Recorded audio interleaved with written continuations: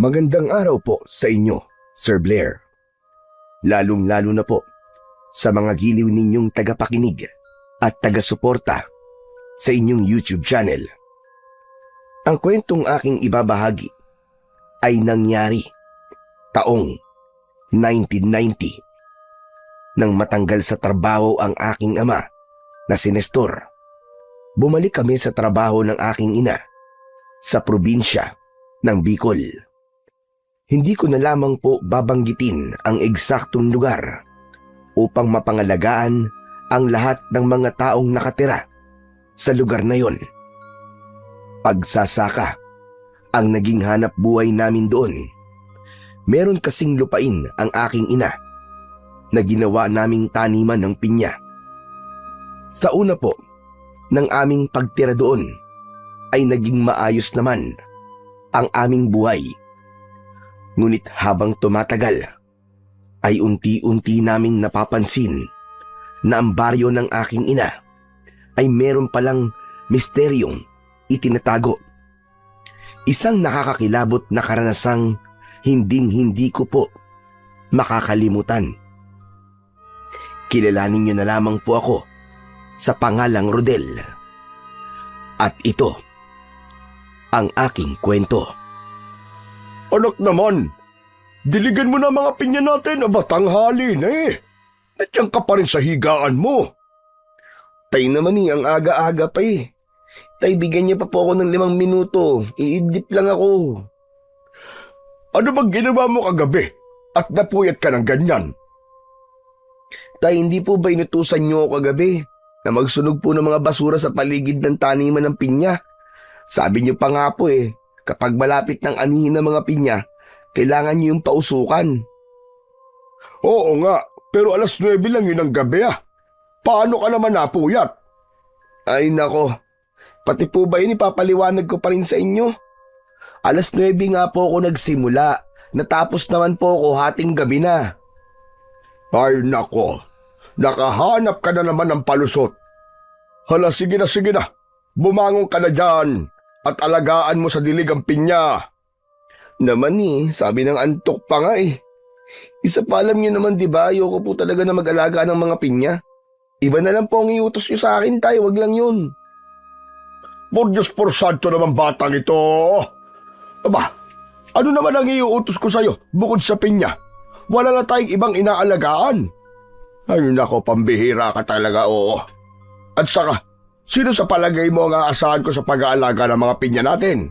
Tayo lang naman dalawa ang magkasama dito. Kung bakit naman kasi bumalik-balik pa tayo rito eh. Nakakainis talaga. Ano sabi mo? Anong binubulong-bulong mo dyan, ha, Rodel? Wala po. Susunod na po ako sa utos nyo. Wala naman po akong pagpipilian eh. O hala, magdala ka na rin ng itak. Dukalin mo ang lupa sa palibot ng puno ng mga pinya. Ano po, tay? Pambihira naman yan, oh. Alam niyo naman po, di ba, pinakaayoko po sa lahat talaga ang magdukal ng lupa. Hindi po talaga komportable na pumasok sa loob ng taniman ng mga pinyi. Ang dami po kasing tinik ng daon, natutusok ako. Rodel, ano ka ba? Saan ka ba nakakita ng daon ng pinya na walang tinik, ha? Pambihira ka talaga, oo. Ang hirap sa'yo, ang dami mong reklamo. Parang tinik lang eh, hindi mo naman yun ikakamatay. Ang kaartean mo sa buhay ang ikamamatay mo dahil mamamatay kang dilat sa gutom. Ay, naku talaga. Nakakasura kang bata ka. Hindi niyo naman po kasi naiintindihan sinasabi ko eh. Ewan ko sa'yo. Baka gusto mong ihampas ko sa itong nakasabit na dahon ng pinya sa pintuan natin. Sumunod ka na lang sa utos ko nang di na umiinit ang ulo ko sa'yo. Ano? Tatayo ka na lang ba dyan, ha? Gusto ba talagang tamaan? Siyempre, ayoko po. Susunod na nga po eh. Gagawin ko na nga po yung pinag-uutos niyo eh. Naman bad trip talaga. Rodel, naririnig kita. Hindi na ako natutuwa sa mga pagsagot-sagot mo, ha? Baka mawala ang tamis sa mga pinya ko dahil hindi bukal sa loob mo ang pag-aalaga sa kanila. Sus, ang dami niyo naman pong pamahiin, tay. Hala, sige na. Mauna ka na at ihahanda ko na tong mga abono. Susunod na lang ako sa'yo. Teka, huwag mong kalimutan dalhin ang pang-spray, ha? Opo, Tay. 18 taong gulang ako noon nang lumipat kami sa baryo sa probinsya ng Bicol. Ayoko talaga sa lahat ang pag-aalaga ng pinya dahil sa tinik nito. Pero dahil wala naman akong ibang pagpipilian, ay napipilitan na lamang akong sumunod sa aking ama. Kakamot-kamot sa ulo na bumangon ako at bumaba sa aking katre na gawa sa kawayan. Pagkatapos ay kinuha ko ang aking itak. Nakasabit yun sa dingding ng aking kwarto. Ano pa tinatayo-tayo mo dyan, Rodel? Sige na, bilisan mo na, tanghali na. Mag-aalok pa tayo ng mga pinya sa ibaba ng bundok sa mismong sentro ng bayan. Aba, malayo yun dito. Baka madilim na ang paligid bago pa tayo matapos. Bakit naman po kasi mag-aalok pa tayo ng mga pinya eh? Marami naman pong bibili niyan sa atin eh. Mabuti na yung may tiyak tayong buyer nang hindi naman masayang ang aanihin natin na pinya. Tsaka kailangan din natin kilalanin ang mga tao sa baryo na to. Para naman hindi tayo pag-isipan na tayo ay masamang tao at walang pakisama. Hindi ko maintindihan kung bakit kailangan pa namin gawin yon. Hindi na lang ako nagsalita. Maya-maya pa ay tinahak na namin ng daan papasok sa kakahuyan. Pagdating namin sa taniman ay agad akong nagdilig, naglinis at nagdukal ng lupa. Pagkatapos ay si tatay naman ang naglagay ng pahabol na abono sa mga pinya. Pagkalipas ng 1 oras ay natapos din kami sa pag-aasikaso sa mga tanim. O sige na, Rodel. Itabi mo na mga gamit natin at pupunta na tayo sa bayan. Hindi po ba muna tayo kakain ng tanghalian, Tay? Kanina pa po kasi ako nagugutom eh. Doon na tayo kumain. Ang balita ko meron daw karinderya sa bayan eh. Sikat daw yon dahil sa masarap na luto ng Bicol Express. Masarap din naman po kayo magluto nun, Tay. Wala na kasing oras para magluto pa eh. Para isahan na lang ang lakad natin nang hindi masayang ang oras. Sige na. At bigla akong nagutom nang maalala ko ang ulam na Bicol Express. Itak lang ang iniwan kong nakasukbit sa aking bewang. Ang pang-spray naman ay iniwan ko sa kubo na naroon din sa taniman ng pinya. Habang naglalakad kami sa gitna ng kakahuyan, ay bigla kong naalala ang tungkol sa pagkamatay ng aking ina na si Soledad. Tay, matanong ko lang, ano po ba kasi ang totoong nangyari kay nanay? Ano po ba ang ikinamatay niya? Pambihira ka naman, Rodelo. Tama ba bang pag-usapan ng tungkol sa nanay mo? Pilit ko nang kinakalimutan na nangyari sa kanya. Tapos ipapaalala mo na naman sa akin. Aba? Pasensya na po kayo, Tay. Bigla ko lang po kasing naalala si nanay. Iniisip ko lang po, paano kaya siya nabuhay sa ganitong klaseng lugar? Liblib, tahimik, mahirap ang pamumuhay, at parang kakaiba ang mga taong naninirahan dito. Paano mo naman nasabing kakaiba? Bihira nga tayong bumaba ng bundok. Isa pa, ganito naman talaga sa probinsya eh. Tahimik at hindi pala imik ang mga tao. Siguro nga po, naninibago lang ako. Huwag mo na ulit babanggitin ang tungkol kay Soledad ha. Kapag naaalala ko siya, hindi ko naiiwasang hindi malungkot. Oo na po, hindi ko na po babanggitin ang tungkol kay nanay. Kung bakit naman po kasi, konti lang ang alam kong detalye tungkol sa kanya. Ayaw niyo po kasi siyang pag-usapan natin eh. Pakiramdam ko po tuloy, may itinatago kayo sa akin. Tumigil sa paglalakad ang aking ama at seryoso siyang tumingin sa aking muka. Wala akong tinatago sa iyo, Rodel. Kaya tigil-tigilan mo na ang pag-iisip sa mga bagay na hindi dapat pag-usapan. Irespeto mo na lang ang nararamdaman ko, anak. Alam mo naman na hanggang ngayon nangungulila pa rin ako sa nanay mo eh. Ang simple-simple naman po kasi ng tanong ko sa inyo, hindi niyo po masagot ng maayos. Kaya kung ano-ano tuloy ang iniisip ko. Isipin niyo rin naman po yung nararamdaman ko. Ay nako, pagtatalunan pa ba natin to, ha, Rodel? Aba teka, nandito na pala tayo eh. Saka ko lang napansin ang itsura ng lugar na aming nadatnan. Maraming bahay sa gilid ng mabatong kalsada. Halos lahat ay gawa ang mga yon sa kugon at kawayan na pare-pareho lamang ang mga itsura. Maraming mga tao ang masayang nagkwekwentuhan sa labas ng kani-kanilang tahanan. Ngunit nang mapansin nila kami, ay saglit silang tumigil sa pag-uusap. Nakatingin lang sila sa amin ni Tatay. Tay, tignan mo.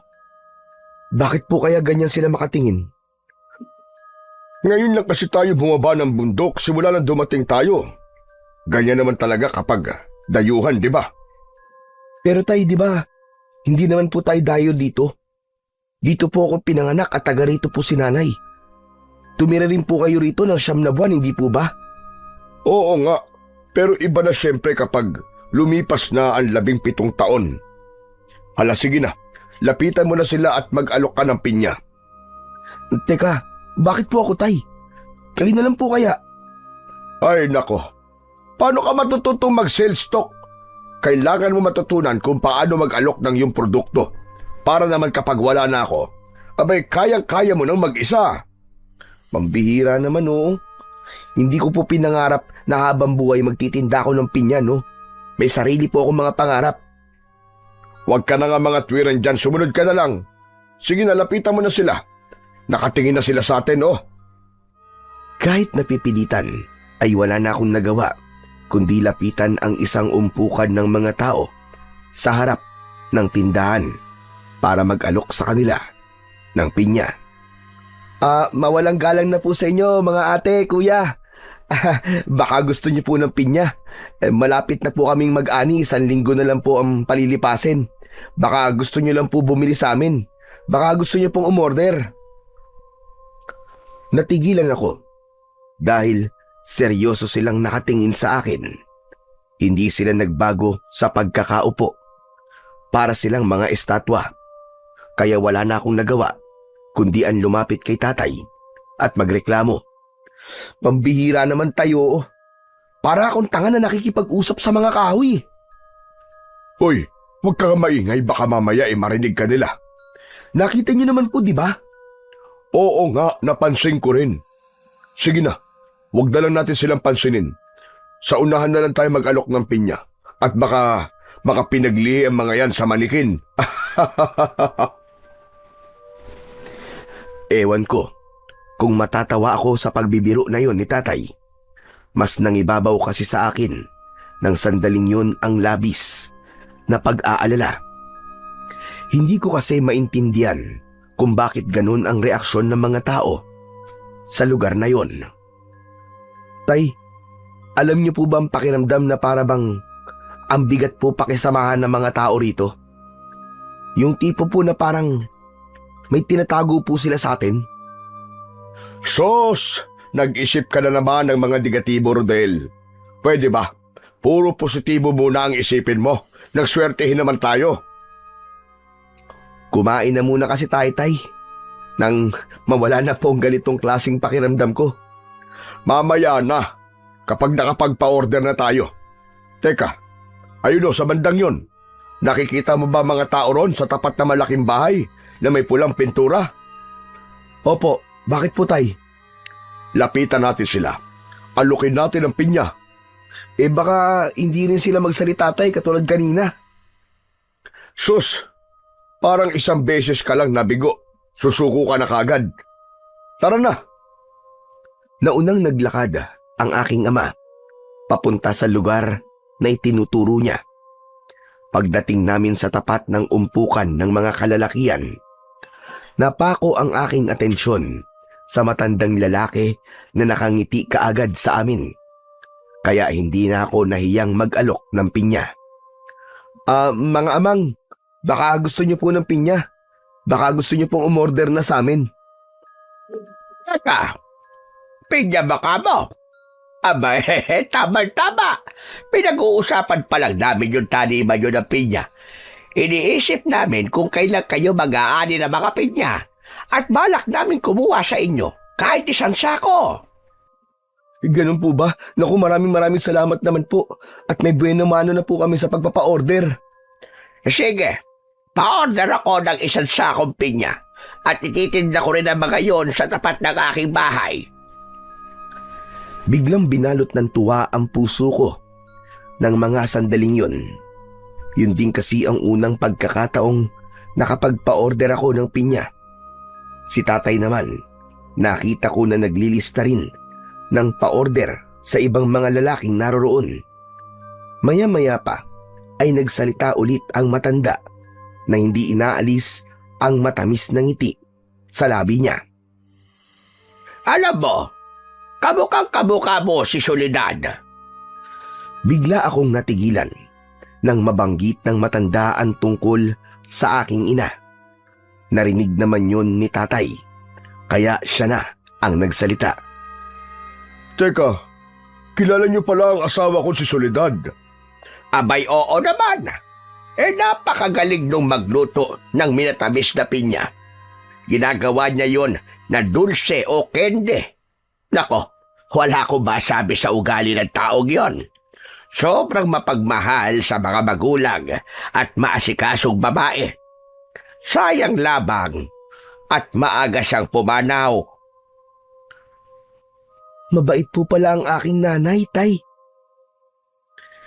Magtatanong pa sana ako sa matanda ng tungkol sa aking ina nang biglang lumabas sa pintuan ng bahay ang isang balbas saradong lalaki. Seryoso ang mukha niya na nakatingin sa akin. Pagkatapos ay nilapitan niya ang matandang nagsasalita kanina, saka inakbayan sa balikat. Ano ba kayo, tay? Huwag na nga kayo magbabanggit ng patay na. Saka, aabalahin niyo pa ang mga taong yan eh. Nakikita niyo naman na naghahanap buhay. Ay nako, sahor. Hindi ko lang talaga maiwasan ang hindi maalala si Soledad. Abay, kamukha niya ang anak niya, oh. Tignan mo. Tumingin si Mang Sahur sa aking muka dahil naintriga rin ito sa sinabi ng matanda.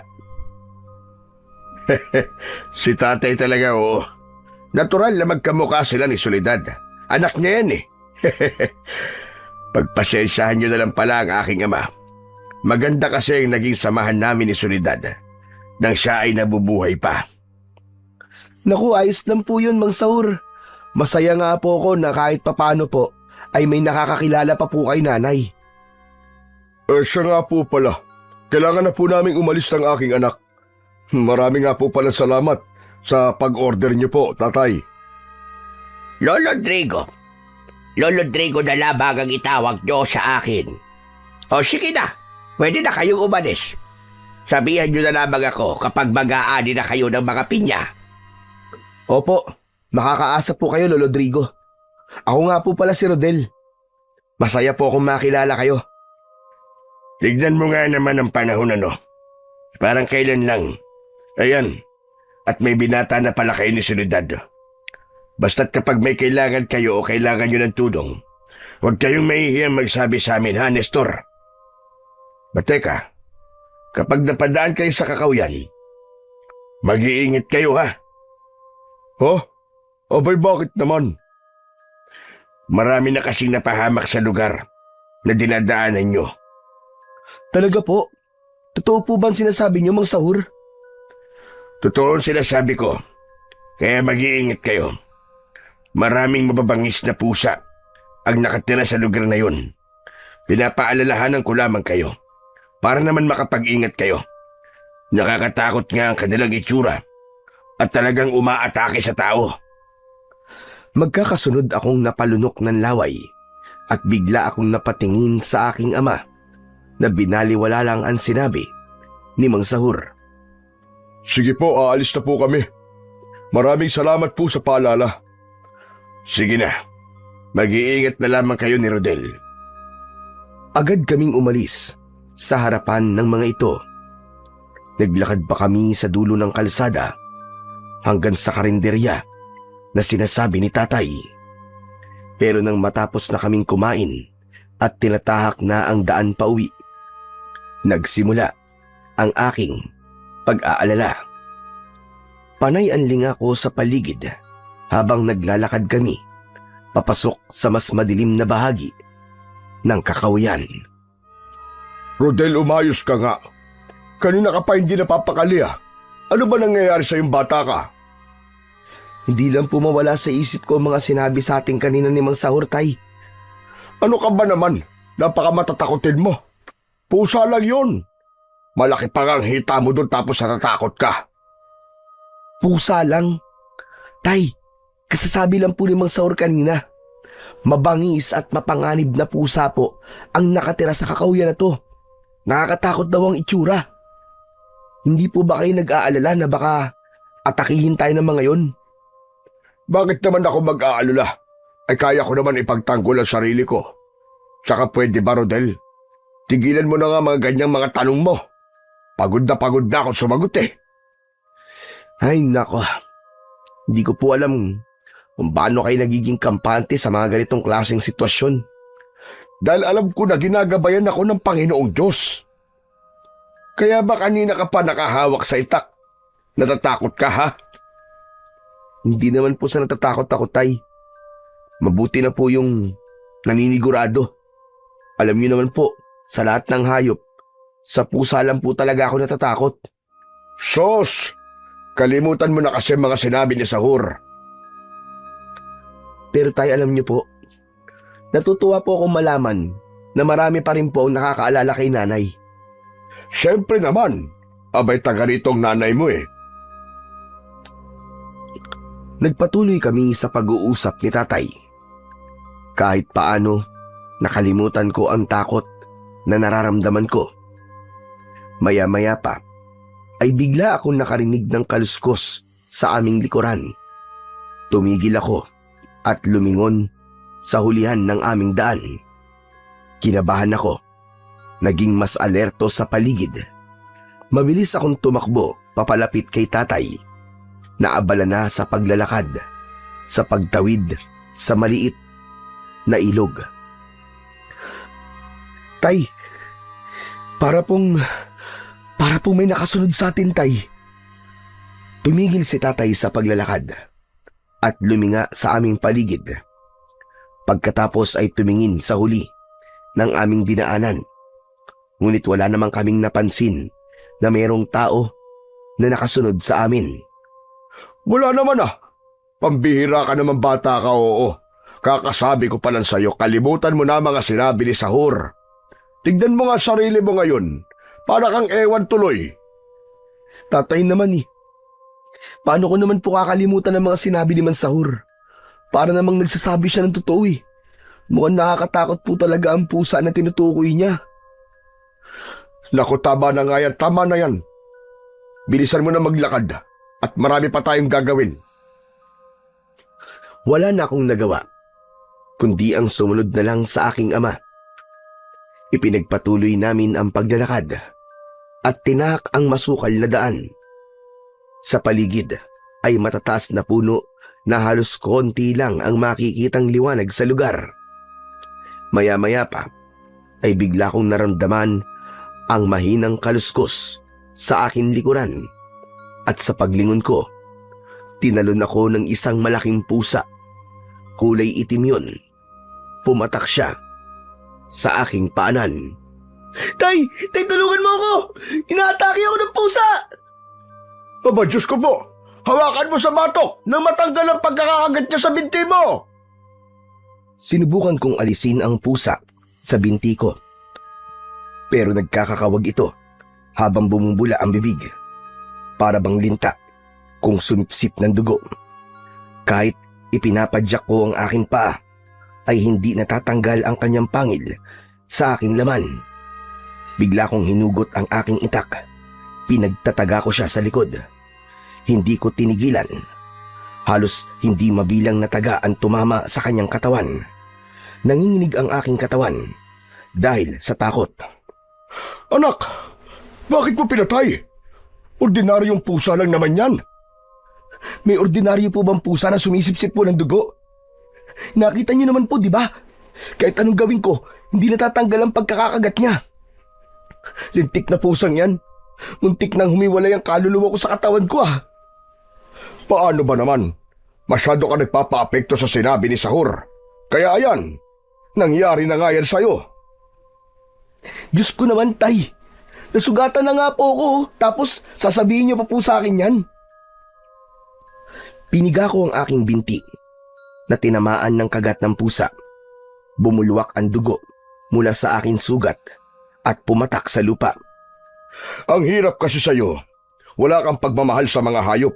Kaya madali lamang sa'yo ang pumatay ng pusa. Tignan mo, kawawa naman. Halos magluray-luray yata ang leeg. Tay, pwede ba? Parang mas mahalaga pa sa inyo ang pusa na yan kaysa sa akin ah. Kinagat na nga ako eh. Hindi na ituloy ng aking ama ang kanyang sasabihin nang mapatingin siya sa aking likuran. Kaya nang sundan ko ang kanyang tingin ay nagulat ako sa aking nakita. Nakatayo ang isang babae. Nakataklob ang palad sa bibig niya. Umiiyak. Nanginginig ang kamay na nakatingin sa patay na pusa. Anong ginawa niyo? Sinong pumatay sa alaga kong pusa? Nako, sa'yo pala yan, miss. Nako dapat sa alaga mo na pusa, kapag babangis, ikinukulong o di kaya naman ay tinatali. Nakakadisgrasya eh. Hindi mabangis ang pusa ko. Hindi mo siya dapat pinatay. At bakit hindi ko papatayin ang pusa mo? Tignan mo ang ginawa niya sa akin oh. Ang lalim ng sugat sa binti ko. Paano kung may rabies siya na? Dapat pa nga pagamot mo ako eh. Walang rabies ang pusa ko. Kayo ng kasama mo ang pumasok sa bakuran ko. Hindi niyo ba nakita kung nasan kayo? Saka ko lang iginala ang aking paningin. Nakita ko na nasa loob nga kami ng isang bakuran. Sa dulo ng daan ay merong isang malaking bahay na gawa sa kawayan at napapalibutan ng malalaking puno. Teka, bakit di ko nakita na may bahay dyan? Anak, tama na. Tayo mali rito. Humingi ka na lang ng pasensya sa kanya. Napatay mo ang pusa niya, kaya tama lang na magalit siya sa'yo. Hindi sana ako hihingi ng pasensya. Pero nang makita ko na niyakap niya ng mahigpit ang patay na pusa, para bang nakonsensya rin ako. Miss, pasensya na. Hindi ko naman sinasadya nagulat lang ako.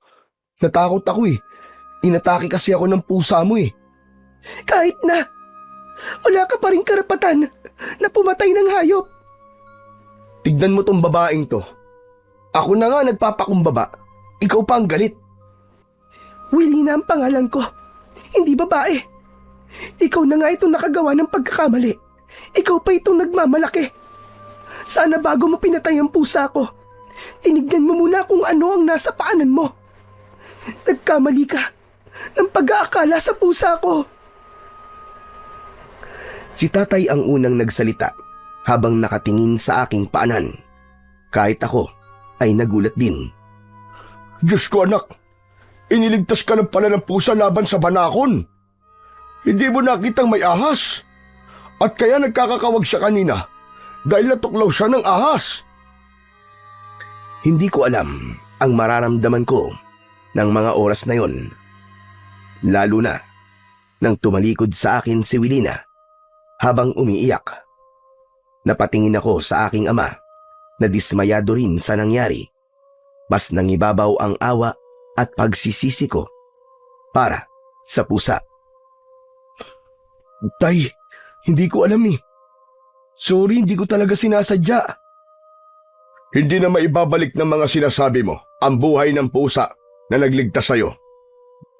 Tay, wag niyo naman po ako masyadong konsensyahin Nagsisisi na nga po ako Hindi ko dapat ginawa yun. Pasensya na talaga. Huli na nga, di ba? Nakakahiya tuloy kay Wilina. Sige na, mauuna na ako maglakad. Sa bahay na lang tayo mag-usap. Hindi na hinintay ni tatay ang paliwanag ko. Paglingon ko sa gawi ni Wilina, ay pumasok na ito sa loob ng kanyang bahay. Inisip ko na sundan siya para humingi ng tawad sa aking nagawa. Pero natigilan ako. Mula sa aking kinatatayuan ay nakita ko ang iba't ibang klaseng bungo ng hayop na nakasabit sa malalaking puno. Bigla akong nagtaka. Anak ng bahay pa ba yun ng isang babae? Maraming nakabilad na sanga ng kahoy sa paligid. Tapos, nakasampay ang balat ng hayop. Pambihira, may ganyan palang babae. Makaalis na nga. Isa pa, kahit tumingi pa ako ng tawad sa kanya, hindi na mabubuhay ang pusa. Dala ng aking galit sa mga nangyari. Tinadtad ko ng taga ang patay na banakol na nadamay pala sa pagtaga ko sa pusa. Dahil sa gulat ko kanina, hindi ko na napansin na nagkamali na pala ako sa paghusga sa pusa. Kasalanan to ni Mang Sahur eh. Kung di niya yung sinabi sa akin kanina, hindi naman ako magkakaganito. Muli kong ibinalik sa pagkakasuksok sa kaluban ang aking itak. Saka paika-ika na naglakad paalis sa lugar na yon. Pagkalipas ng ilang minuto, ay narating ko na ang kinaroroonan ng bahay namin. Nadatnan ko na naglilinis si tatay ng harapan. Nagpapausok sa palibot ng bahay bilang bahagi ng kanyang paniniwala. Pagtataboy raw yun ng kamalasan. Tay, may natitira pa ba kayong mefenamic? Tay, may gamot pa ba kayo? Hindi ako pinansin ni tatay. Halata na masama ang loob niya sa akin. Patuloy lang siya sa kanyang ginagawa habang nagpapausok ng aming bakuran. Tay, pwede ba kausapin niyo naman ako? Para naman akong nakapatay ng tao. Dinaig niyo pang may-ari ng pusa eh. Isang malalim na buntong hininga ang pinakawalan ni tatay bago niya ako kinausap. Anak, ang nangyari kanina, sobrang nakakalungkot. Hindi ko naman maiaalis sa'yo ang hindi magulat, kaya lang, likas na sa'yo ang malupit talaga sa mga pusa eh. Paano kung ganun nga? Iniligtas ka lang pala ng pusa, tapos ganun pa ang ginawa mo. Ano po bang gusto niyong gawin ko, tay? Magbago ka. Huwag ka na ulit papatay ng hayop. Hindi naman ako nagagalit sa'yo. Naaawa lang talaga ako dun sa babae. Nakita mo ba kung paano niya niyakap ng mahigpit ang pusang yun? Mukha naman na mag-isa lang siya sa bahay na yun at ang pusa lang ang kanyang pamilya. Oo na po, pasensya na nga po eh. Di ko na po ulitin ang ginawa ko. Magiging mabuting tao na po ako sa mga hayop. Kapag may oras ka, puntahan mo si Wilina. Harapin mo ang kasalanan mo sa kanya. Sige na, magpahinga ka na. At ikukuha lang kita ng talbos ng bayabas. Kailangan malinisan ang mga sugat mo. Mabilis na tumalikod sa akin si tatay. Tahimik akong pumasok sa loob ng bahay habang naaamoy ko ang mga sinunog na tuyong dahon ng pinya. Nahiga ako sa aking katre dahil sa sakit ng aking binti. Hindi ko namalayan na nakatulog na ako. Anak, gising na. Nabendaan ko na ang sugat mo. Tsaka lulubog na ang araw. Baka wala ka nang maitulog mamaya. Nang magmulat ako ng paningin, ay nakita kong may benda na nga at nalagyan na ng gamot ang sugat ko. Sige na, bumangon ka na dyan. Kumain ka na muna bago uminom ng gamot ha. Ipinatong ko lang yun sa ibabaw ng lamesa. Salamat, tay. Akala ko po, matitiis niyo na ako eh. Matitiis ba kita anak kita? Kaya lang naman ako nagalit sa'yo kanina dahil sa awa ko sa pusa tsaka doon sa may-ari. Ay nako, wag na nga natin pag-usapan yon. Nalulungkot lang ako. Tay, hindi naman po mangyayari yun. Kung hindi po tayo binalaan ni Mang Sahur kanina eh. Hindi na nagsalita si tatay. Bumangon na lang ako sa aking higaan at kumain. Pagkatapos ay uminom ako ng aking gamot. Maya-maya pa ay bigla kong naalala ang tungkol sa bahay ni Wilina. Tay, napansin niyo po ba yung bahay po ni Wilina? Ano naman ang tungkol sa bahay niya? Napansin ko po na parang maraming nakadisplay na bungo, balat at laman po ng hayop. Yun ba? Napansin ko rin yung kanina. Baka mangangaso siya. Tay, parang nakapagtataka naman po. Ang ganda-ganda niya tapos yun ang hilig niyang gawin. Isa pa, parang nag-iisa lang siya sa kanyang bahay. Ay nako, parang alam ko na kagad kung saan papunta ang usapan nating ito, Rodel. Sinasabi ko lang naman po kung ano napansin ko sa bahay niya. Wala na pong ibang ibig sabihin yun. Napapansin ba na ano? Na parang bahay ng aswang, ganon? Ay nako, pambihira ka talaga, oh. May kasalanan ka na nga sa tao kung ano-ano pang iniisip mo sa kanya. Pinangungunahan niyo naman po ako kagad, tay. Alam niyo na kagad kung anong iniisip ko eh. Kasi kabisado na kita, anak. Sige na. Magpahinga na muna tayo. Bukas ay maaga pa tayong bababa ng bayan para magdagdag ng pa-order natin ng pinya. Kinabukasan ay maaga kaming bumangon para kumplituhin ang pagpapa-order ng pinya. Buong maghapon naming nilibot ang buong baryo at sa wakas ay nakumpleto na namin ang bilang ng mga order. Pagsapit ng hapon, pabalik na kami sa bahay. Napatingin ako sa bahay ni Wilina. Ngunit hindi na kami tumigil sa lugar na yon. Diretso kami sa paglalakad. Ang mabuti pa kaya, kumuha muna tayo ng mga panggatong. Sige po, tay. Doon po tayo magpunta. Mukhang maraming kahoy po sa lugar na yon. Nauna ako sa paglalakad. Ilang metro lang ang layo nun sa bahay ni Wilina. Pagkatapos ko sa kakahuyan, ay tumambad sa aking paningin ang lumang simbahan na nilulumot dahil sa katagalan. Marami rin ang ligaw na damo na nakadikit sa pader. Maya-maya pa ay naramdaman ko ang paglapit ni tatay sa tabi ko. Oh, bakit tumigil ka? Ano ba tinitignan mo dyan?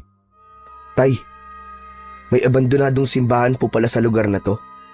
Mukhang luma na po at napabayaan na. Oo, pero nang umalis ako sa baryong to, maayos pa yan. Teka, bakit kaya pinabayaan ang simbahan na yan? Sayang naman. Ngayon lang po ako nakakita ng simbahan na nasa gitna po ng kakahuyan, tay. Tay, sandali lang ha. May titignan lang ako. Oh, teka, saan ka pupunta, anak? Marami pa tayong gagawin eh. Mauna na po kayong umalis, tay. Sisilipin ko lang po ang loob ng simbahan. Ay nako, bahala ka na nga. O sige, hihintay na lang kita sa bahay. Huwag ka na magtagal dyan ha. At baka maraming ahas sa loob niyan.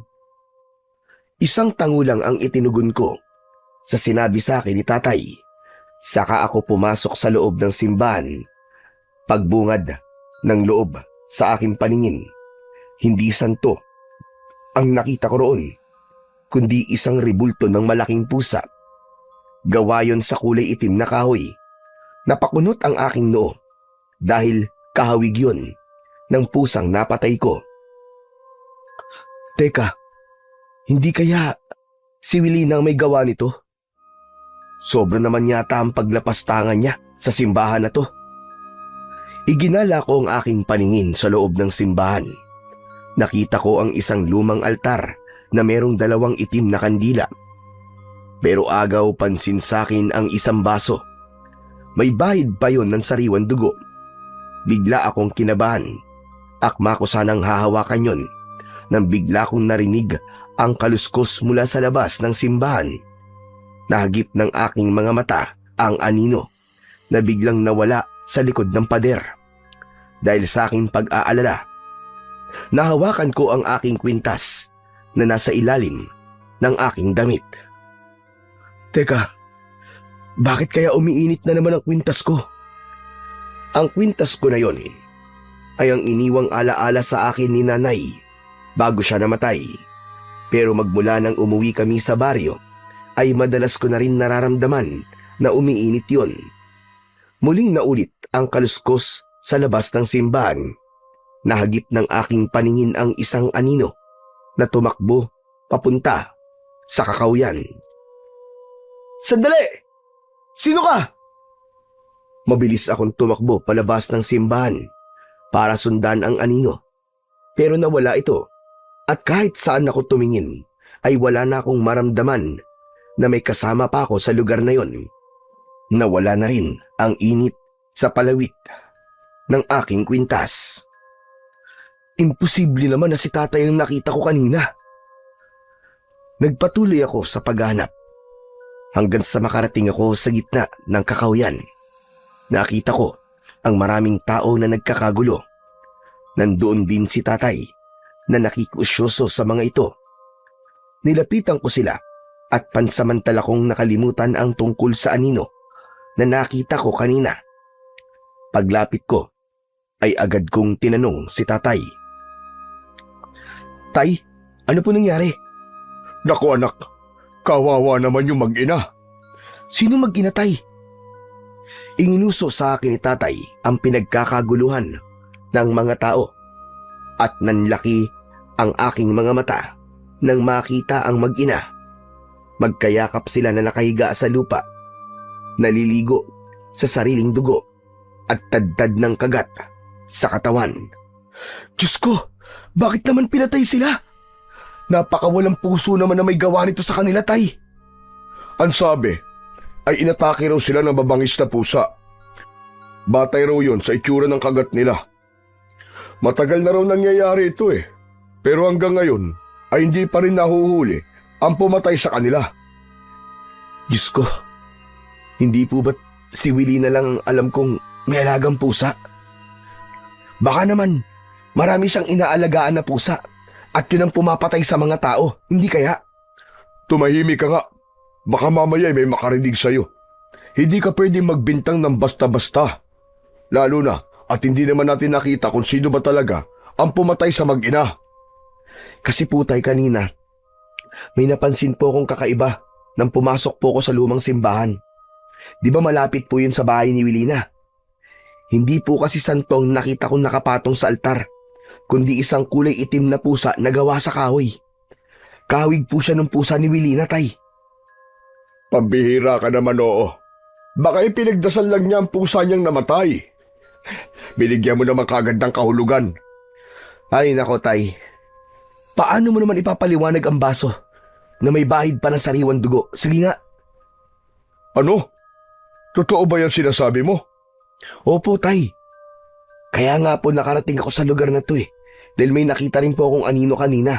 Sinundan ko at biglang nawala. Tapos, ayun, nakita ko po kayo dito. Hindi na nagsalita ang aking ama. Sa halip ay muli naming tinignan ang bangkay ng mag-ina. Bakas sa anyo ng mga ito ang labis na takot dahil sa nakadilat nilang mga mata at nakaawang nilang bibig. Maya-maya pa ay bigla ko ulit naramdaman ang pag-iinit ng aking suot na kwintas. Kaya napalinga ako sa paligid at nagtama ang aming paningin ni Wilina. Nakatingin siya sa akin at sa mga tao. Nakatayo siya malayo sa kinaroroonan namin. Pero bigla siyang umalis, kaya napatingin ako sa gawi ng aking ama. Tay, saglit lang ah. May pupuntahan muna ako. Teka, saan ka na naman mapupunta? Malapit nang dumilim eh.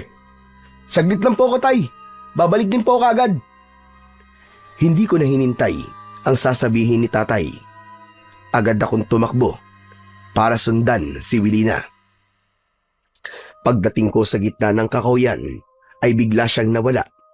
Nagpalinga-linga ako sa paligid, ngunit wala siya. Humanda ka sa akin, Wilina. Alam kong may kakaiba sa'yo. Hindi ako makakapayag na magtagumpay ka sa binabalak mo. Kung naloko mo mga tao rito, pues, hindi ako. Isang malalim na buntong hininga ang pinakawalan ko. Saka muling tumakbo. Hanggang sa nakita ko si Wilina. Nakatayo. Nagtago ako sa likod ng puno habang nararamdaman ko pa rin ang pag-iinit ng suot kong kwintas. Napansin ko na umaatras ng hakbang si Wilina. Saka bumunot ng kutsilyo sa kanyang bewang. Sinundan ko ng tingin ang tinitignan ni Wilina. Nakita ko ang dalawang lalaki.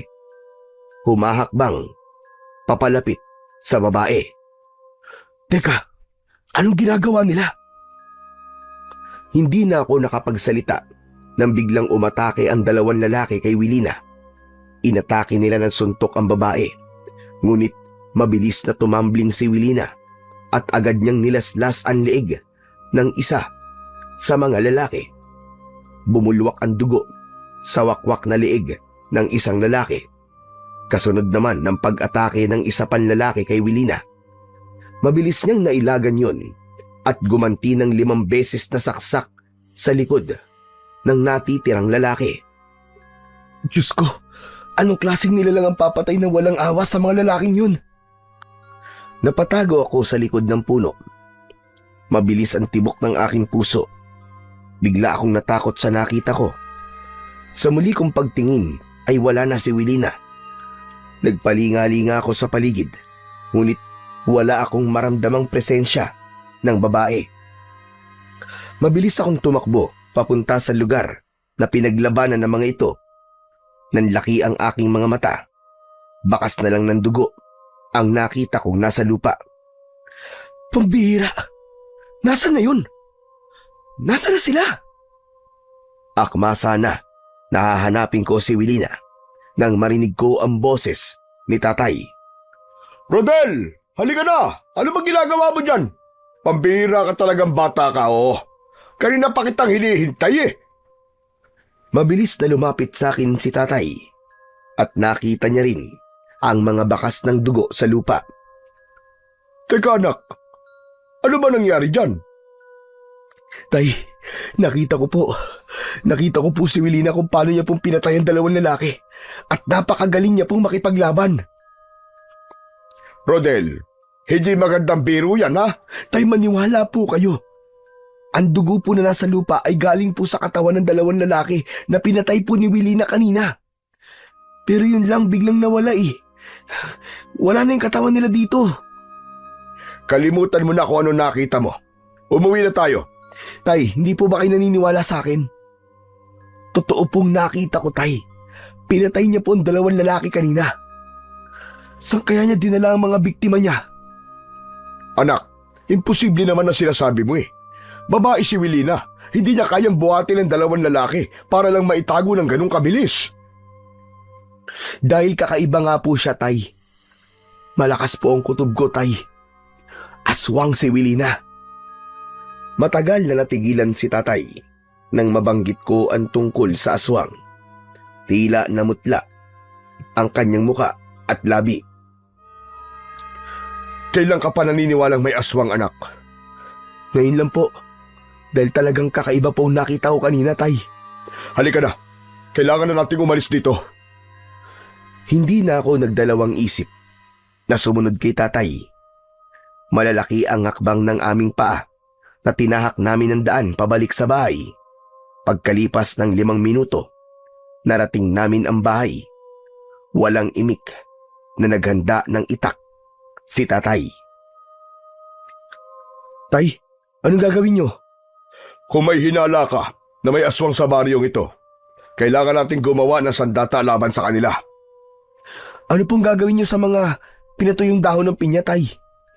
Gagawa ako ng tungkod na may dahon ng pinya sa dulo. Pinanood ko ang ginagawa ni tatay. Ako ang tagalagay ng maraming dahon ng pinya sa dulo ng tungkod. Pagkatapos, tinalian ni tatay ng goma ang dulo nun para ibigkis ang mga dahon. Isang tungkod na may mga dahon ng pinya sa dulo at sa kabilang dulo naman ay talim na kasing talas ng blade. Kakaibang sandata to, Tay. Saan niyo po ito natutunan? Natutunan ko ito noon sa aking lolo. Kailangan natin paghandaan ang muling pambibiktima ng aswang, Rodel. Kung nakita mo ang pagpatay ng aswang, siguradong sasalakay siya para patayin ka. Dahil itatago niya ang kanyang pagkatao sa lahat. Hindi po ako natatakot sa kanya, Tay. Paghahandaan ko po siya. Pagsapit ng gabi, ay panay ang silip ko sa labas ng aming bintana. Habang hawak-hawak ang ginawa naming sandata, si tatay naman ay nagsusunog ng dahon ng pinya sa palibot ng aming bahay. Biglang dumating ang isang hanay ng mga lalaking nakangising nakatingin sa aming kinaroroonan. Hinanap kagad ng aking paningin si Wilina.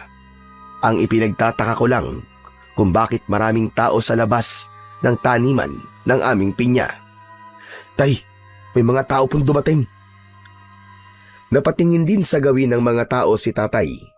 Pagkakita niya sa mga taong nakatayo sa unahan ng pinyahan, ay nahalata ko ang pag-aalala sa kilos ng aking ama. Maigpit niyang hinawakan ang ginawa naming tungkod kanina. Anak, hindi sila mga normal na tao. Humanda ka. Mukhang tayo talaga ang pakay nila. Hindi pala nag-iisa si Wilina. Marami siyang alagad. Nang mga sandaling yun, ay bigla akong nakaramdam ng takot. Lalo pa, at halos lahat sila ay nakatingin sa akin. Umaangil sila ng malakas. Pagkatapos ay sabay nilang pinunit ang kanilang suot na damit. Nagbago sila ng anyo at tumambad sa aming paningin ang malalaking pusa na kasinlaki ng tigre. Tumutulo ang kanilang malapot na laway habang walang tigil sa pagngiyaw. Tay, anong klaseng aswang sila? Sila ang mga aswang na tinatawag na kiwig, anak. Mapanganib sila, kaya maging alerto ka sa paligid. Napansin ko na hindi sila makatawid sa taniman ng aming pinya. Sa halip, umikot sila sa gilid nito. Hindi na ako nakagalaw nang makitang sinugod ng malalaking mga pusa si tatay. Muntik siyang tamaan ng kalmot sa likod. Mabuti na lamang at mabilis kumilos ang aking ama. Umikot siya at tumalon. Hinampas niya sa likod ang mga aswang. Bumagsak sila sa lupa habang umaangil dahil sa sakit. Sa bintana na ako dumaan dahil sa pagmamadali. Mabilis akong lumapit kay tatay. Tay, marami sila. Delikado po tayo.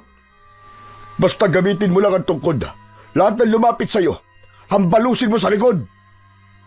Pagharap ko, ay 2 pusa kagad ang umatake sa akin. Naiwasan ko yun at hinampas ko sila ng tungkod sa kanilang likod. Kitang-kita ko ang bumaon na mga tinik sa kanilang laman dahil sa malakas naming sandata. Kumari pa sila ng takbo papalayo sa amin. Nagulat na lang kami nang biglang dumating si Lolo Rodrigo. Sugatan siya habang nakikipaglaban sa mga aswang. Lolo, ano pong ginagawa niyo rito? Umalis po kayo dyan. Mga limang po mga yan. Naparito ako para iligtas kayo. Lalapitan ko siya, anak. Magbantay ka lang dito. Mabilis na tumakbo papunta sa kinaroroonan ni Lolo Rodrigo ang aking ama. Halos manlaki ang aking mga mata nang makita si tatay kung paano makipaglaban sa mga aswang. Maya-maya pa ay magkasama na ang dalawa. Nagpatuloy sa pakikipaglaban ng aking ama. Bawat hampas niya ng sandata sa mga aswang ay umaangil sila ng malakas. Nang hindi nila kinaya si tatay, mabilis silang tumakbo papalayo. Binuhat naman ni tatay si Lolo Rodrigo. Tumakbo siya at pumasok sa loob ng aming bahay. Pagpasok niya sa loob, ay sumunod na rin ako. Rodel, bilisan mo. Kumuha ka ng malinis sa tubig at palanggana. Kailangan nating gamutin ang sugat ni Lolo Rodrigo. Salamat sa iyo, Nestor. Akala ko talaga katapusan ko na kanina. Bakit po kasi kayo nagpunta rito? Dahil nakita ko mga lalaking yon. Nga aswang pala. Pambihirang mga kiwig na yan. Sinasabi ko na nga ba't sila ang pumatay sa mag-ina kanina. Matagal ko na pong alam na may nakatirang kiwig sa lugar na to. Pero hanggang ngayon, hindi pa rin sila napupuksa. Akala ko, naubos na ang kanilang lahi. Tay, ito na po ang palanggana. May gamot na rin po yan. Agad na kinuha ni tatay ang palanggana at nilinisan ang sugat ni Lolo Rodrigo. Habang abala ang aking ama sa kanyang ginagawa, bigla kong naalala ang ginawang pakikipaglaban ni tatay sa mga aswang. Tay, paano niyo po natalo ang mga aswang? Kailan po kayo natuto sa pakikipaglaban? Dati ako manunugis ng aswang, anak. Ngunit, matagal ko nang tinalikuran ang tungkol sa pagiging manunugis ko. Dahil ang akala ko ay wala lang kiwig sa lugar na ito. Tama ang sinabi ng tatay mo, Rodel. Matagal na nahimik ang mga kiwig at hindi namin alam kung bakit bigla silang nagparamdam. Ang buong akala talaga naming lahat, naubos na kanilang lahi. Hindi po kaya may kinalaman dito si Wilina? Sinalakay tayo ng mga aswang magmula po nung makita ko siya, tay. Simula nung makita ko pong pinatay niya ang 2 lalaki kanina. Si Wilina po talaga ang aswang. Yan din ang hinala namin, kahit nang una pa siya dumating dito. Natigilan ako sa sinabi ni Lolo Drigo. Dumating? Kung ganun po, dayo lang pala siya sa baryong to. Oo, nauna lang siya sa inyo ng 2 buwan. Magmula na dumating siya, may nangyayari ng kababalaghan dito. Marami ang namamatay sa kakahuyan kung saan ay malapit sa kanyang bahay. Kilala niyo po ba ang kamag-anak niya? At kung bakit po siya nandito? Walang nakakakilala sa kanya rito. Bihira siyang makita sa baryo. Sinasabi ko na nga ba't sa una pa lang, alam ko nang kakaiba siya. Sa tingin ko, siya ang reyna ng mga kiwig. Pero, bakit po kami ang sinalakay ng mga tauhan niya? Marahil nararamdaman niya na malalaman mo na ang kanyang sikreto. Magsasalita pa sana ako nang bigla kaming nakarinig ng malakas na sigaw mula sa labas ng bahay namin. Ay! Lumabas kayo riyan! Ilabas niyo ang matanda! Ibigay niyo sa akin si Lolo Drigo kung ayaw niyo madamay!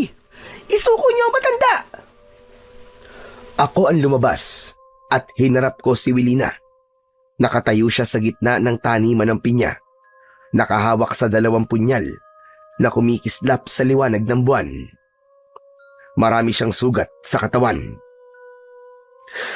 Bakit? Anong kailangan mo kay Lolo Drigo?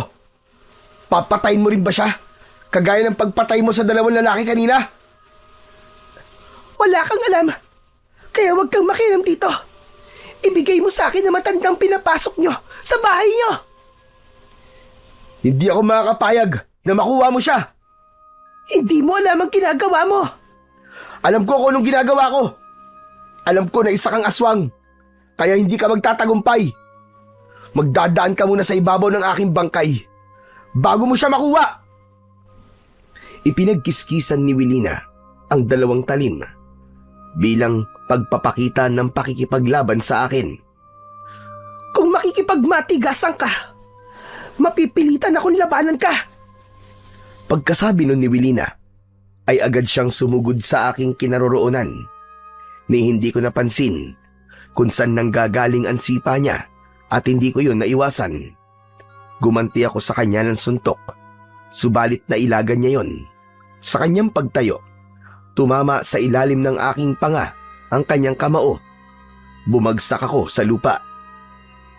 Huwag mo akong pakikialaman. Ibigay mo sa akin ang matanda. Alam ko naririnig mo ako, tanda. Maglaban tayo. Mag-toast tayo, hayop ka. Hindi ko alam kung bakit galit na galit si Wilina kay Lolo Drigo. Hinintay ko rin na magpalit siya ng anyo, pero nabigo ako. Sa halip, mabilis siyang pumasok sa loob ng aming bahay. Unang tumilapon sa lupa ang aking ama. Nabitiwan niya ang kanyang sandata. Kasunod nun, lumabas si Wilina. Hawak niya ang matanda sa leeg habang nagpupumiglas. Nestor! Rodel! Tulungan niyo ako! Mabilis akong bumangon para tulungan si Lolo Drigo. Sinugod ko ng palo ng tungkod si Wilina, ngunit sinalubong ako ng malakas niyang sipa. Tumama yun sa aking dibdib. Patayin niyo ang aswang na to! Patayin niyo! Ha! Huwag mo akong linlangin, tanda. Alam mong hindi ako aswang. Bumangon si tatay at takmasa na niyang hahampasin ng tungkod si Wilina. Ngunit sinalag yun ng babae. Hindi niya sinaktan si tatay. Sa halip, bumaling siya sa gawi ko. Pagmasdan nyo kung sino ba talaga sa amin ang aswang. Inihagis ni Wilina si Lolo Rodrigo sa gitna ng pinyahan. Bumagsak ito sa tanim at bumaon ang mga tinik sa likod ni Lolo Rodrigo. Kontra sa mga aswang na kiwig ang tinik ng pinya. Ang sugat sa kanyang likod ay hindi kayang abutin ng kanyang dila. Kaya hindi niya yan magagawang pagalingin kaagad. Huwag mo kami linlangin. Alam kong ikaw ang reyna ng mga aswang na kiwig. Lalapitan ko sana si Wilina, ngunit umalingaw-ngaw ang malakas na pag-angil mula kay Lolo Rodrigo. Napatayo si tatay at napatitig sa nangyayari sa matanda, lalo na nang magbago ang anyo nito. Anak ng isang aswang si Lolo Rodrigo! Paano nangyari yun?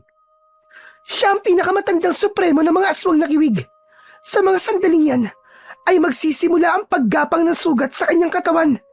Maghahanap siya ng sisiw na gagamitin niya upang ipasa ang kanyang mutya sa kanyang tagapagmana. Unti-unting nagbago ang anyo ni Lolo Rodrigo. Naging isang malaking pusa ito, saka mabilis na tumakbo papalayo sa aming kinaroroonan. Hahabulin sana namin ni tatay, kaya lang ay pinigilan na kami ni Wilina. Hindi na magtatagal ang buhay niya dahil sa tinik ng pinya na bumaon sa kanyang likod. Una na kaming naglaban kanina. Ako may gawa ng sugat niya sa likod. Yun ang kahinaan ng mga kiwig. Habang hindi pa niya nahahanap ang kanyang pagpapasahan ng mutya, matinding paghihirap ang dadanasin niya. Muntik na kami magkamali at mapahamak sa pagtitiwala namin sa matandang yon. Wilina, pasensya ka na. Hinusgahan ko ang pagkatao mo. Akala ko, ikaw talaga ang aswang eh. Dahil ba nakita mo ako sa kakauyan habang nakikipaglaban sa dalawang lalaki? Oo, dahil nga doon. Pero paano mo naitago ang dalawang lalaki ng ganong kabilis? Simple lang. Pagkatapos ko silang mamatay, gamit ang aking punyal, bumalik sila sa pagiging ordinaryong pusa. Kaya mabilis ko silang nadala sa bahay at itinago ang kanilang bangkay. Ang pusang pinatay ni Rodel, aswang din ba siya? Hindi po. Siya ang aking gabay na nagtuturo kung saan naroroon ang mga aswang. Kaya ngayon, sobra po ako nahihirapan. Pero ayos lang. Natanggap ko naman na hanggang doon na lang ang buhay niya. Tay, Wilina, ang mabuti pa, sa loob na tayo ng bahay mag-usap. Baka bumalik pa ang mga aswang eh. Mabilis kaming pumasok sa loob ng aming bahay. Agad na umupo si Wilina sa mahabang bangko, kaharap ng lamesa. Ipinatong niya ang kanyang sandata sa ibabaw nun. Hindi ko alam kung bakit lumipat kayo sa baryong to. Taga rito ang aking asawa. Nang mawalan ako ng trabaho, nagtanim ako rito ng mga pinya. Sa tingin ko may iba ka pang dahilan bukod sa pagtatanim ng pinya. Hindi niyo ba alam na pinamumugaran ito ng mga aswang na kiwig? Lahat ng mga taong nakatira sa lugar na ito ay mga aswang. Kung ganun, matagal mo nang alam na tirahan ito ng mga aswang. Oo, kaya nga alam ko na may iba ka pang dahilan bukod sa pagtatanim ng pinya. Tama ba? Namatay rito ang asawa ko. Malamang na ganun nga ang dahilan mo. Pero batay sa pagkakasuri ko sa uri ng mga tanim mo, pati sa sandata, alam ko, pareho tayong manunugis ng aswang. Ano ba ang pinag-uusapan nyo? Hindi ko kayo maintindihan eh. Sinasabi ko lang kung anong klaseng tao ang nakakasalamuha ko. Kahit sa unang tingin ko pa lang, dahil kagaya nyo, may dahilan din ako kung bakit ako nandito. Bakit ka ba nagpunta rito?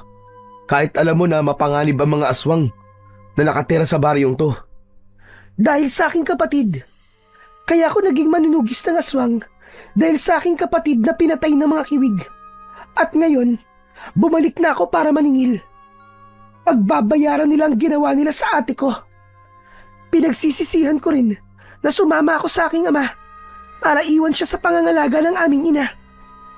Naghiwalay ang aming mga magulang. At patay na siya. Nang ako'y bumalik. Hindi ka ba nagtanong sa mga taga rito tungkol sa kapatid mo? Hindi. Dahil malalaman nila kung sino ako. Magsasalita pa sana ako nang bigla akong natigilan. Naramdaman ko ang pag-iinit ng aking suot na kwintas. Pero nagsalita ang aking ama. Ang totoo, parehas tayo ng pakay sa baryong ito. Gusto ko rin patayin ang aswang na pumatay sa aking asawa. Humarap sa akin si tatay. Diretso siyang tumingin sa aking mga mata. Rodel, panahon na para malaman mo ang buong katotohanan tungkol sa iyong ina. Ano pong ibig niyong sabihin, tay? Hindi lang basta namatay ang nanay mo, kundi pinatay siya bilang alay ng mga aswang nakiwig. Akala ko nun, naubos ko na kanilang lahi. Ngunit hindi ko alam na meron pa palang natitirang lahi ng mga aswang. Nang marinig ko yun, ay bigla akong napatayo. Kung ganun, niloko niyo ako. Nagsinungaling kayo sa akin, tay. Dahil ang buong akala ko, anak, wala ng mga aswang.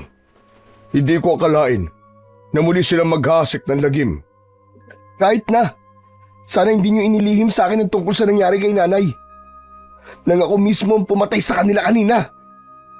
Anak, malakas ang kalaban natin. Ang mga nakita mo kanina, wala pa yun sa kalahati ng tunay na dami nila. Tama ang tatay mo, Rodel. Kahit ako, ay nahirapan din. Wala akong pakialam kung malakas sila. Bibigyan ko ng hustisya ang pagkamatay ni nanay. Dapat pala hindi na lang tayo bumalik dito. Ako mismo nagdala sa iyo sa kapahamakan. Patawarin mo ko, anak. Maaaring si Rodel ang pakay ng mga aswang kanina, Mang Nestor. Natitiyak kong si Rodel ang kukumpleto sa pagsasagawa ng naudlot nilang ritual ng pag-aalay sa kanilang mahal na Panginoon. Sinasabi mo ba ng anak kong si Rodel ang huling alay? Opo, sa tingin ko, balak nilang tapusin ang ritual. Tumayo si Wilina at pinagmasdan ako mabuti. Hinawakan niya ang aking kamay at sa pagkakataong yun, tumindi ang init na nararamdaman ko sa aking kwintas. Natigilan din ang babae at napahawak sa kanyang dibdib, pero mas nanaig ang galit ko sa aking ama. Tumayo ako at lumayo kay Wilina. Saan ka pupunta? Rodel! Maghahanap ng hustisya para sa aking ina. Hindi matatapos ang gabing to nang walang namamatay na aswang. Mapanganib ang gagawin mo, Rodel. Hindi ka ba nag-iisip? Wala na akong pakialam. Patay na akong patay. Mahalaga, makamit ko ang katarungan para sa nanay ko. Kung si Lolo Rodrigo ang supremo, natitiyak kong pati ang kanyang anak na si Mang Sahur ay aswang din. Hindi ko na hinintay na magsalita at pigilan ako ng aking ama. Gusto ko lang din mapag-isa ng mga sandaling yon. Lalo pa at hindi ko maintindihan kung bakit umiinit ang suot kong kwintas. Mabilis akong tumakbo papunta sa kakauyan at tinakandaan papunta sa lumang simbahan. Natitiyak ko na doon magsasagawa ng ritual ang mga aswang nakiwig. Pagdating ko sa lumang simbahan, narinig ko kagad ang boses ni Lolo Rodrigo. Nagtago ako sa likod ng pader, sa gilid ng bintana, kung saan ay kitang-kita ko ang mga nangyayari sa loob. Hindi ko na kaya, anak. Hindi ko na kaya, ang sakit. Tay, sino may gawa nito sa inyo? Ang pamilya ni Soledad. Sina Rodel at Nestor. Ipaghiganti mo ko sa kanila, anak. Nararamdaman ko na malapit na akong mamatay. Nakita ko na sumuka ng kulay itim na likido si Lolo Rodrigo. Kasunod ng pag-ubo niya ng malakas, sumigaw ang mga taong naroon habang ang matanda ay nakahiga sa lamesang kahoy. Isang sisiw ang inilagay ni Mang Sahur sa bibig ni Lolo Rodrigo. Pagsisisihan nilang ginawa nila dito sa iyo, tay. Kasama ng hayop na babaeng yun. Umalingaw-ngaw ang malakas na boses ni Mang Sahur sa loob ng simbahan. Habang pinapanood ko sila, Nagbago ang kanilang mga itsura. Naging mabangis na pusa ang mga ito, habang si Lolo Rodrigo naman, nagkikikisay ang katawan, habang tumitirik ang mga mata. Ano kayang ginagawa nila? Teka, hindi kaya nagsasagawa na sila ng ritual? Hindi ko inaalis ang paningin ko sa kanila, habang pigil-pigil ko ang aking hininga. Ganun na lang ang panlalaki ng aking mga mata nang bigla nilang kinain ng katawan ni Lolo Rodrigo. Sa pagkakataong yun, hindi ko na napigilan pa ang hindi masuka. Dahil dun, biglang tumigil ang mga aswang. Tignan nyo kung anong maingay na yun. Bilisan nyo! Diyos ko, napansin yata nila ako. Nagmamadali akong umikot sa kabilang gilid ng simbahan upang magtago sa mga aswang nakiwig. Lumabas ang mga ito sa simbahan. Maya-maya pa ay narinig ko ang boses ni Mang Sahur sa akin likuran. Nandito siya! Hulihin nyo! Nagulat ako, kaya hindi kagad ako nakatakbo. Sumugod ang mga aswang pero lumaban ako. Tumakbo ako, ngunit hinarangan ako ng mga alagad ni Mang Sahur. Agad silang umatake sa akin ng kalmot. Naiwasan ko mga yon at gumanti ng suntok sa kanilang muka. Huwag niyong hayaan na makatakas ang hayop na yan! Siyang pumatay sa aking ama! Kalokohan! Ang mga alagad mo ang kumain sa katawan ng tatay mo! Masaol pa kayo sa halimaw! Tradisyon namin yon para walang sayang! Hulihin siya! Tumakbo ako papunta sa taniman ng aming pinya. Ngunit bago pa ako makarating doon, tumama sa likod ko ang kalmot ng aswang.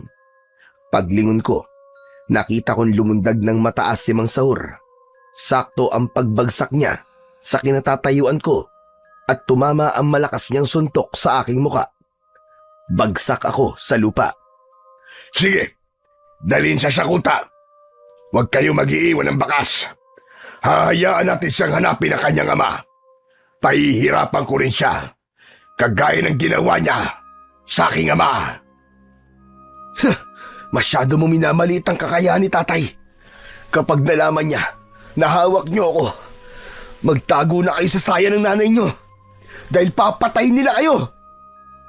Kahit na anong pagpupumiglas ang gawin ko, hindi ako makawala sa pagkakahawak ng mga aswang nakiwig sa aking braso. Maya-maya pa ay naramdaman ko ang pagtama ng siko ni Mang Sahur sa aking batok. Dahilan upang mawalan ako ng malay. Nagising ang natutulog kong diwa sa malansang amoy na tumama sa aking muka. Pagmulat ko, nakagapos na ako sa malaking puno. Sariwang dugo ang ibinuhos nila sa aking katawan. Nasaan ako? Anong lugar to? Nandito ka sa lugar kung saan isinasagawa namin ang ritual ng pag-aalay. Ito rin ang lugar kung saan pinatay ko ang nanay mong si Soledad. Hayop ka! Pakawalan mo ako dito! Pakawalan mo ako! Hindi ka na makakatakas dahil dito ko gagawin ang pagpapahirap sa'yo. Para naman maramdaman din ni Nestor ang sakit na nararamdaman ko ngayon. Mula sa umpisa, magmula nang piliin siya ni Soledad kesa sa akin. Anong ibig mo sabihin? Ako ang unang kasintahan ni Soledad bago siya inagaw ng iyong walang kwentang ama. Wala siyang kaalam-alam na ako ang unang minahal ng nanay mo. Kaya lang, pinaibig ko lang siya para sa isang layunin, ang ialay sa aming mahal na Panginoon kasama ng kanyang magiging unang anak. Tumayo si Mang Sahur. Lumapit siya sa apoy na merong nakasawsaw na bakal. Nagbabaga yon na halos kasing kulay ng kahil. Hugis sungay ang dulo nun. Anong gagawin mo? Anong gagawin mo sa akin? Lalagyan kita ng tatak sa dibdib. Sige, tanggalin ang kanyang damit. Kumuha ng kutsilyo ang inutusan ni Mang Saur at sinira ang damit ko sa pamamagitan ng paghiwa sa tela. Nagpumiglas ako, ngunit nakagapos ang aking mga kamay hanggang sa maramdaman ko ang pag-iinit ng aking suot na kwintas. Natigilan si Mang Sahur nang makita yon. Tignan mo nga naman ang pagkakataon. Kapag inaabot ka ng swerte, suot mo pala ang pinaka-aasam-asam kong mutya ng pinya. Kaya naman pala, may mabigat akong enerhiyang nararamdaman sa'yo. Dahil nasa iyo ang kwintas de Soledad. Nang mga oras na yon, ay nabigyan ng pangalan ang suot kong kwintas.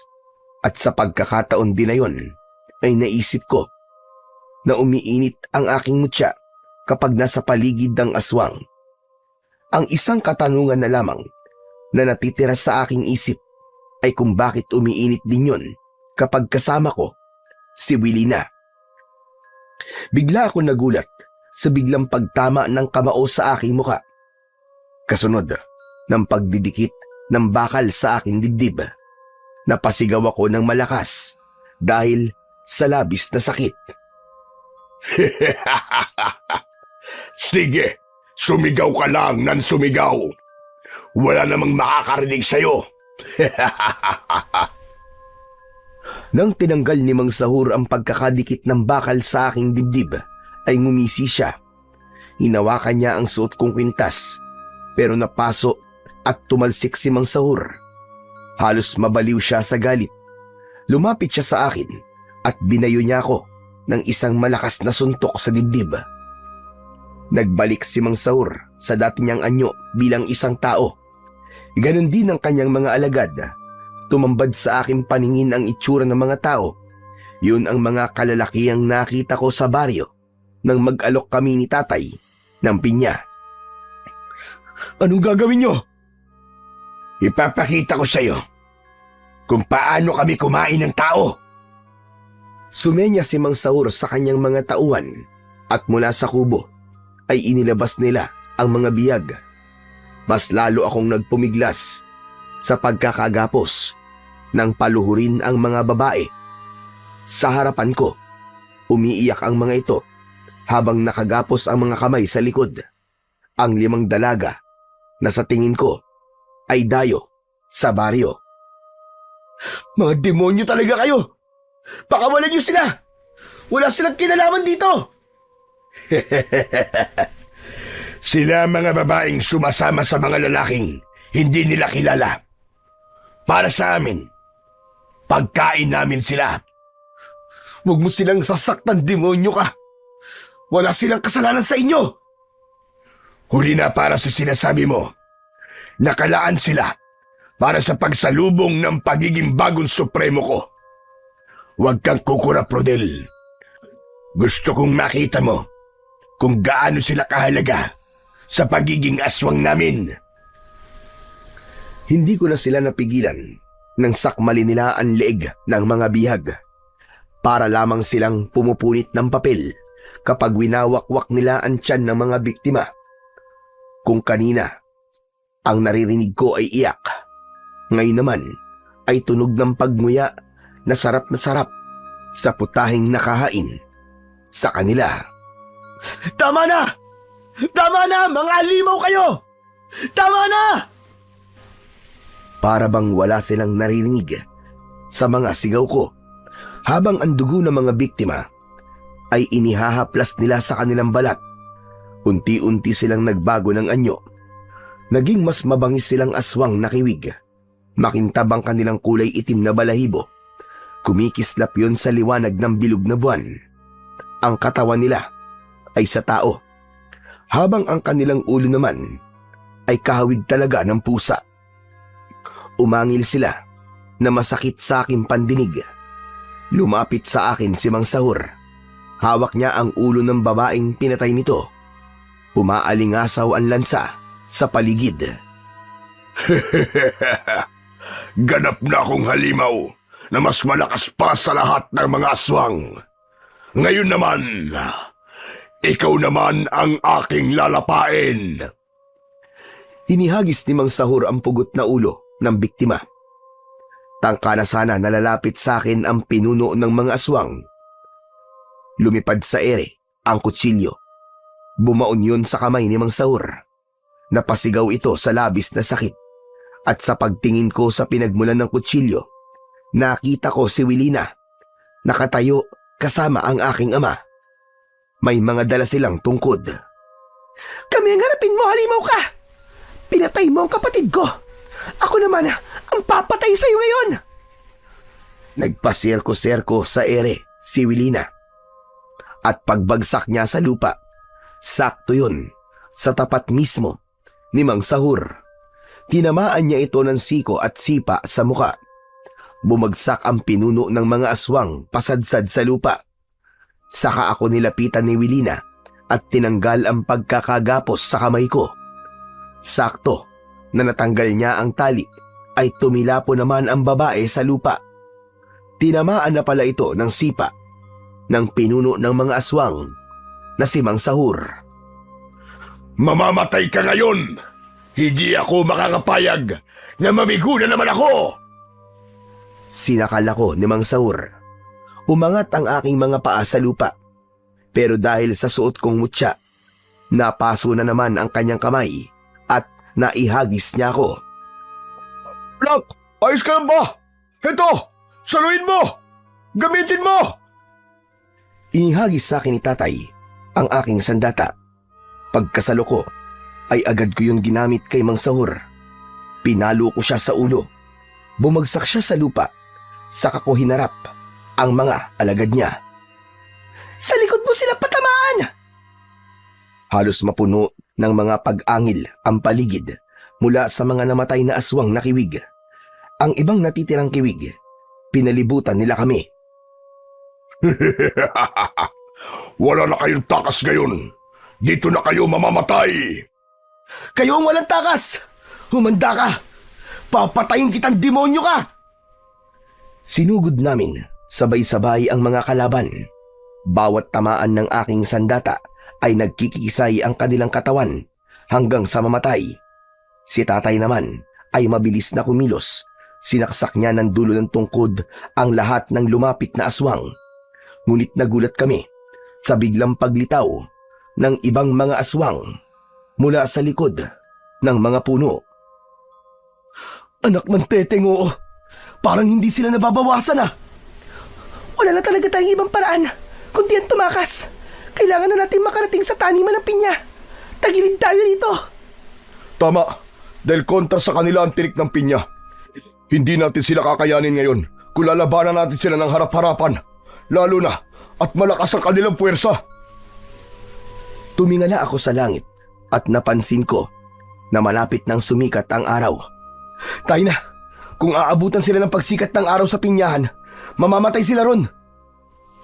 Tumango si Wilina at tatay sa akin sinabi. Umatake muna kami sa mga kalaban bago kami tumakbo at magpahabol sa kanila. Halos hindi lumapat ang mga paa namin sa lupa sa bilis ng aming pagtakbo. Paglingon ko sa hulihan ng aming daan ay nakasunod sila sa amin. Kung saan-saan sila dumadaan para lamang mahuli kami. Merong umaakyat ng puno at nagpapalipat-lipat ng sanga.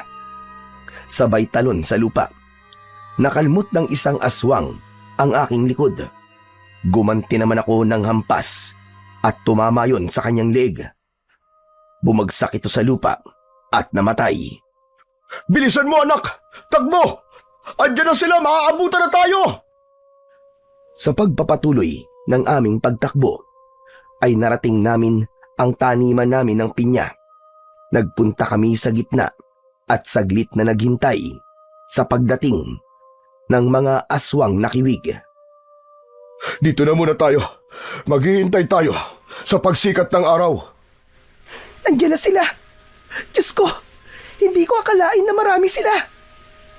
Habang naghihintay sila, sa pagdating ng huling alay, nagparami sila ng alagad at nagpalakas ng puwersa.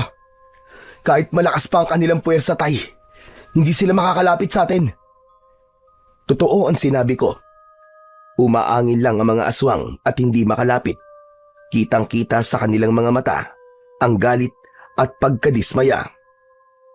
Hindi maaari! Lumabas kayo dyan! Umalis kayo sa gitna ng talim niyong pinya! Mga duwag!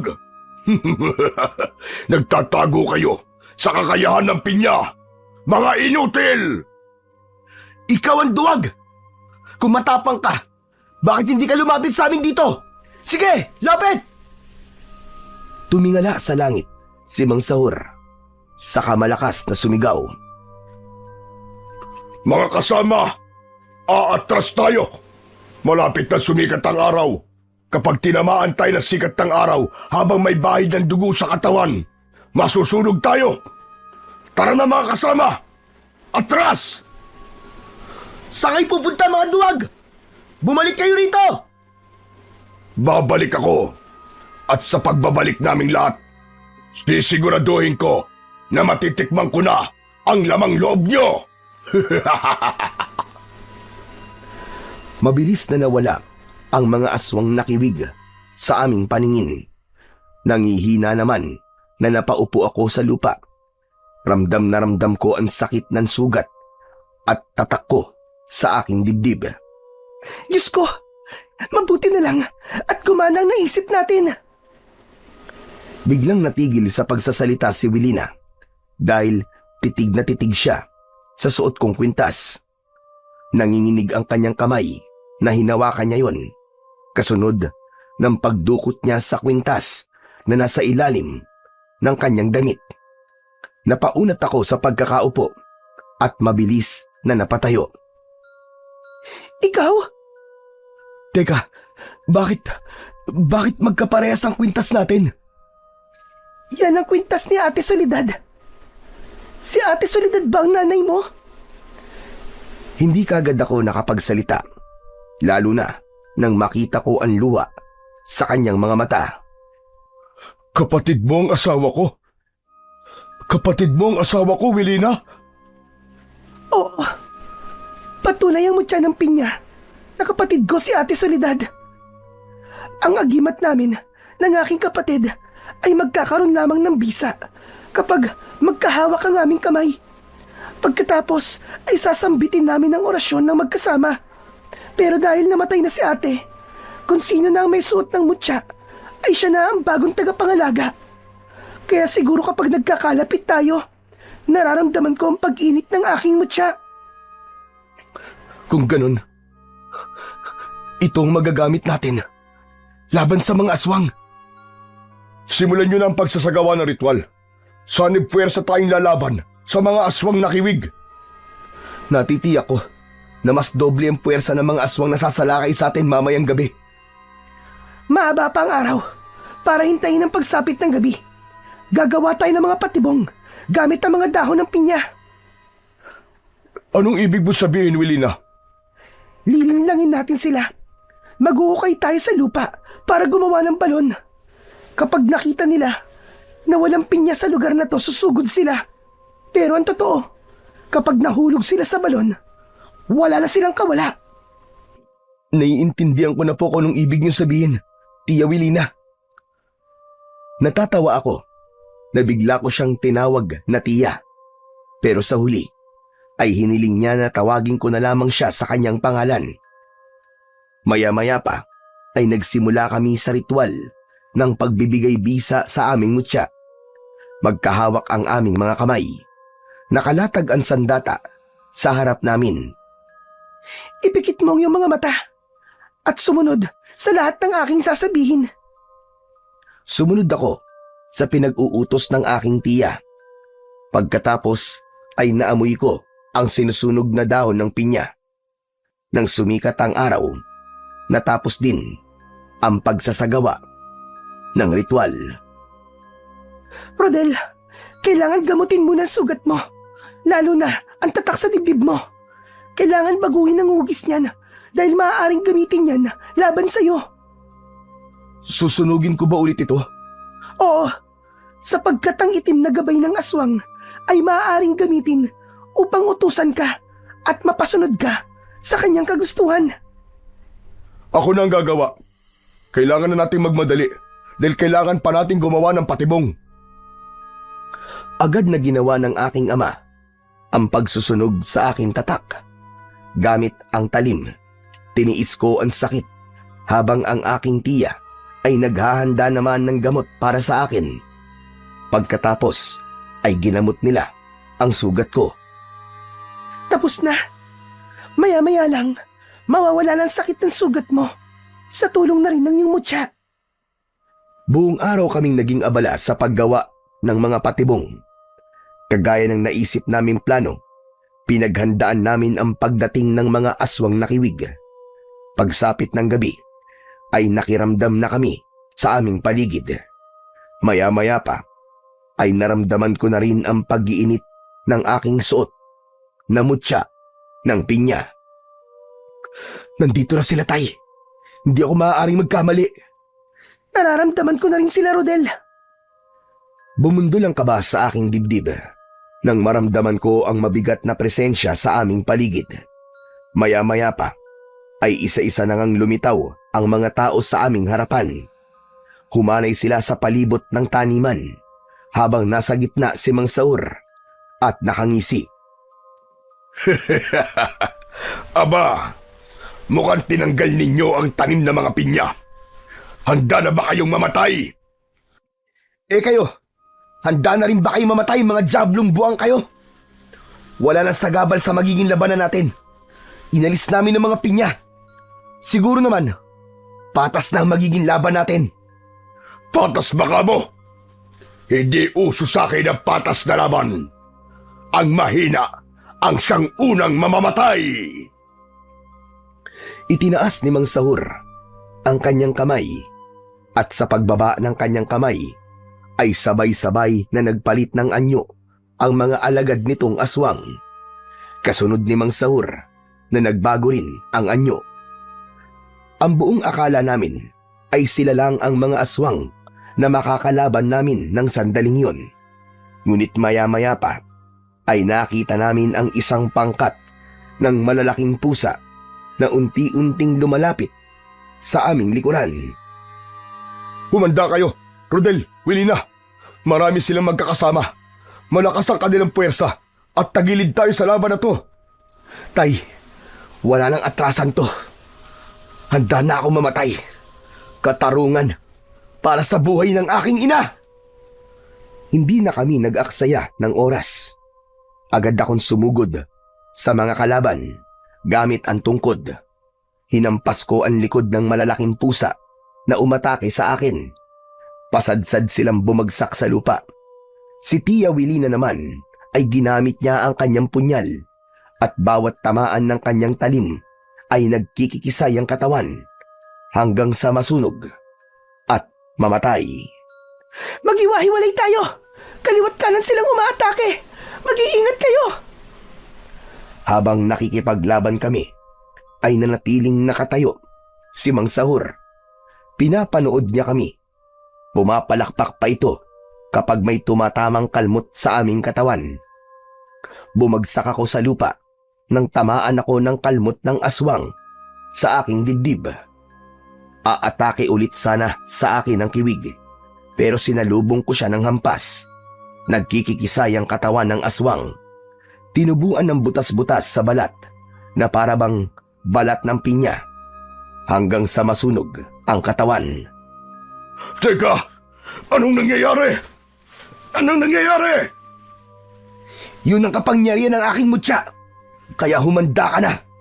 Dahil ikaw naman ang isusunod ko. Inatake ko ng suntok si Mang Sahur. Ngunit hindi ko inaasahan ang sunod niyang ginawa sa akin.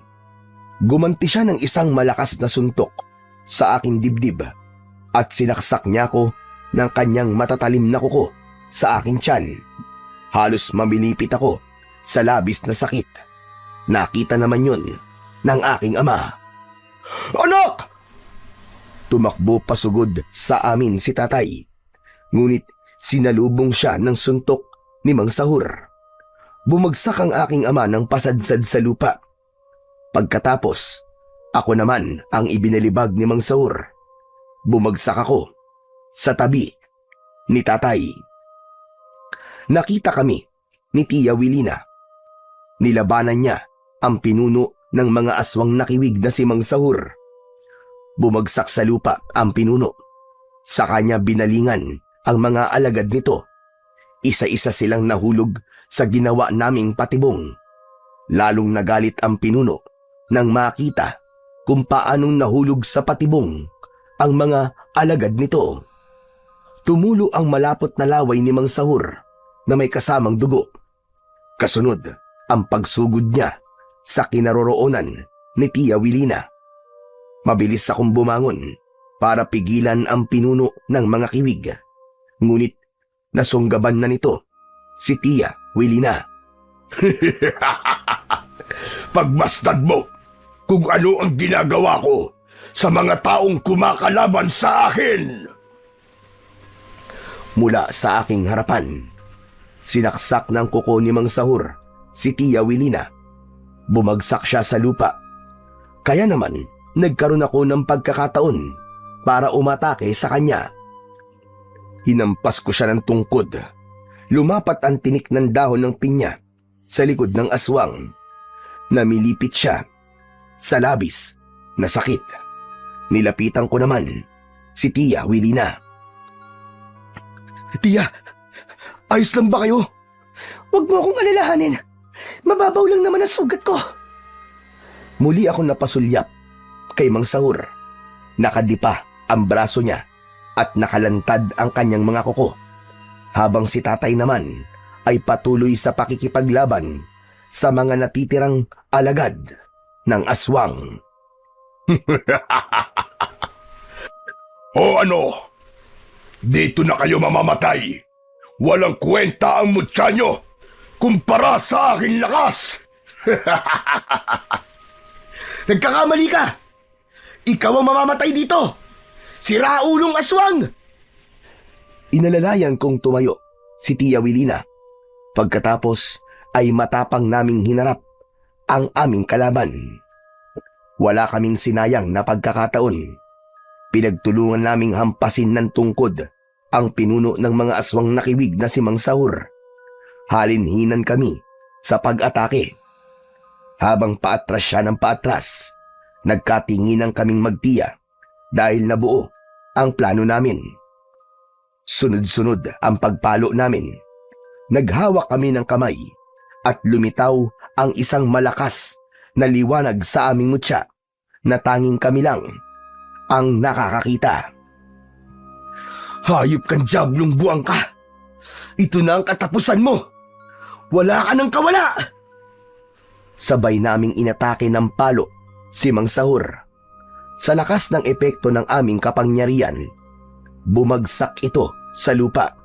Ngunit diretsyong nahulog sa ginawa naming patibong. Sumigaw siya ng pagkalakas-lakas habang hindi na makagalaw. Nagkikikisay ang katawan nito. Lumapit sa amin si tatay habang nakasilip kami sa balon.